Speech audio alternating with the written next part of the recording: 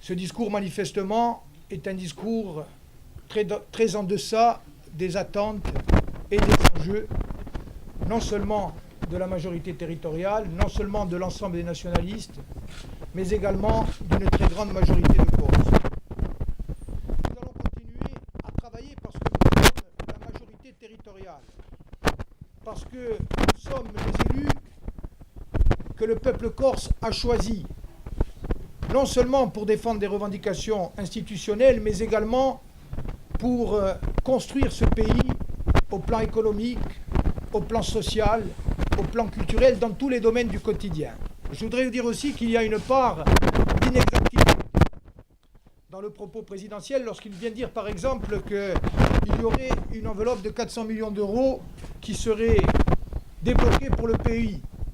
Cette enveloppe de 400 millions d'euros existe d'ores et déjà. Elle existait bien avant la venue du président. Enfin, dernier point. Nous ne limitons pas notre engagement et notre combat à la question institutionnelle. Si nous voulons avancer au plan institutionnel, c'est parce que nous savons qu'il ne peut pas y avoir de développement économique, social et culturel, il ne peut pas y avoir de développement durable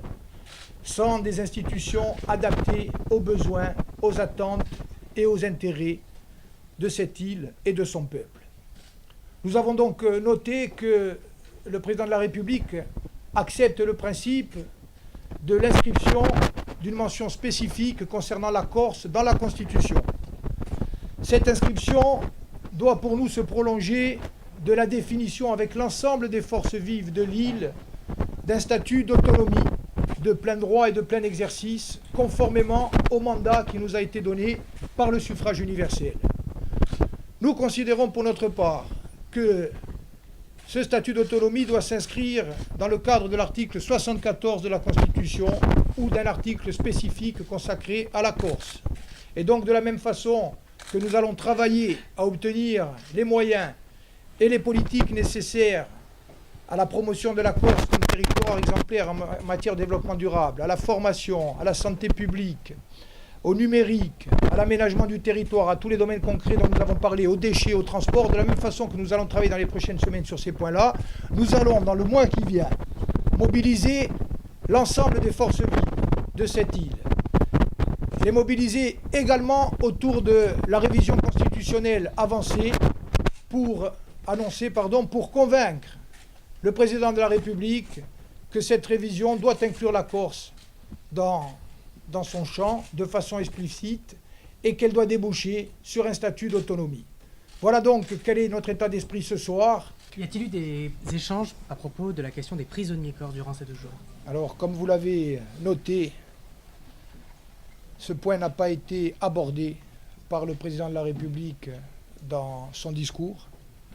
ce qui démontre bien que, là aussi, ce refus de nommer une réalité qui est une réalité dont le poids humain, politique et symbolique conditionne le traitement apaisé de la question corse, eh bien ce silence montre bien qu'il n'y a pas de volonté politique de la part du président de la République et donc de l'État de traiter ce problème à la hauteur des enjeux. Nous le regrettons profondément. Nous continuons à dire que le rapprochement doit être mis en œuvre immédiatement, sans délai, et qu'il doit concerner l'ensemble des détenus, l'ensemble des prisonniers politiques, et que ne pas le faire, soit pour la totalité d'entre eux, soit pour une partie d'entre eux, et notamment et plus précisément les 3 personnes qui restent détenues au titre de leur condamnation dans le cadre de leur participation à l'assassinat du préfet Erignac, ne pas le faire à l'égard de ces 3 personnes relève d'une violation du droit et donc d'une logique de vengeance d'État qui est d'autant plus insupportable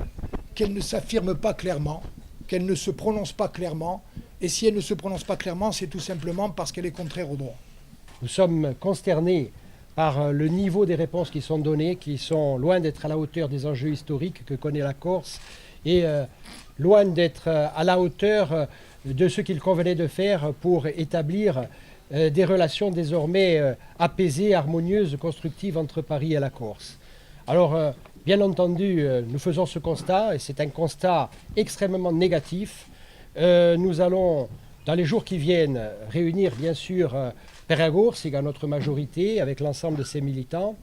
Et puis, nous allons bien sûr demander au peuple corse de poursuivre la mobilisation déjà engagée, celle à laquelle nous avions appelé il y a quelques jours lorsque nous sentions le mauvais coup qui allait être porté à la Corse. Nous allons donc demander aux Corses de continuer à soutenir les élus qu'ils ont démocratiquement désignés pour être cette majorité de la Corse, pour présider aux institutions de la Corse, pour poursuivre le travail au quotidien et répondre aux besoins des Corses, aux besoins concrets des Corses, mais également pour obtenir de Paris les leviers juridiques dont nous avons besoin, leviers juridiques qui ne constituent pas, de notre part, une demande motivée par des raisons idéologiques, mais uniquement des leviers juridiques dont nous avons besoin pour gouverner de façon convenable les affaires publiques de ce pays, comme les Corses nous ont demandé de le faire. Donc nous allons, une fois encore, revenir pour réclamer le minimum, à savoir le respect de la démocratie. Ce soir, c'est un soir qui est effectivement triste pour la Corse et triste pour les relations entre la Corse et Paris. Nous restons, nous, sereins, parce que nous sommes forts. Nous sommes forts du soutien que nous ont témoigné les Corses encore il y a quelques heures à travers leur participation massive à une manifestation populaire. Nous sommes forts, bien sûr, par le suffrage universel et nous allons continuer inlassablement à défendre les intérêts de ce peuple. Donc vous appelez les Corses à redescendre dans la rue? Ce soir, nous les appelons simplement à demeurer mobilisés pour défendre les intérêts qui sont les leurs et pour être aux côtés de la majorité territoriale, car nous savons que les institutions ne sont rien si elles n'ont pas un appui populaire, non seulement à travers les urnes, mais également au sein de la société, comme cela s'est fait il y a quelques heures à peine.